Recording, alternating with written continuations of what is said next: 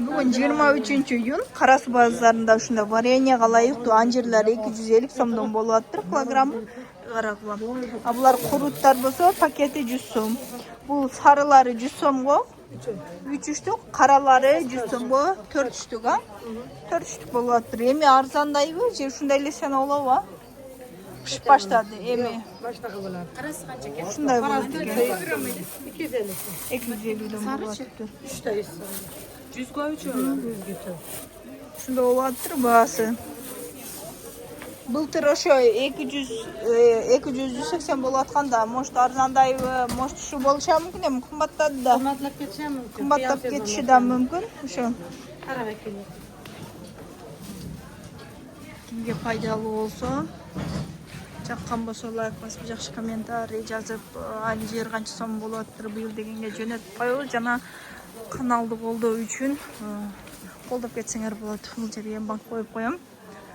Көбүрөөк колдоо канчалык көбүрөөк болсо, көбүрөөк видеолорду тартышы мүмкүн. Бул жогоруда конфет, печенье, ряд.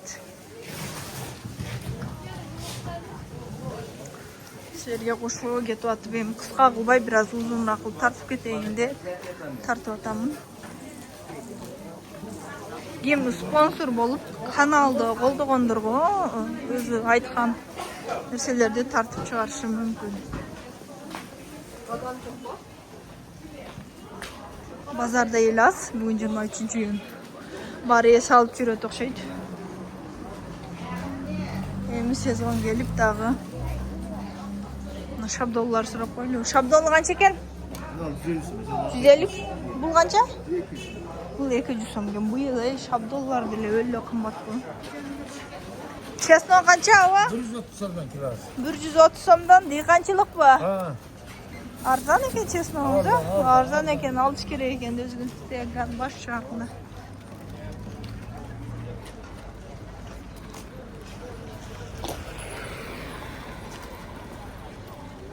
Күн кайра ысып баштады.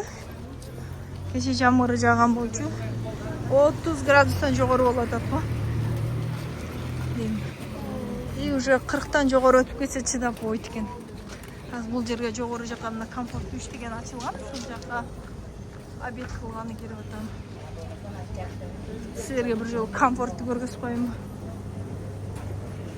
Иштери салкын.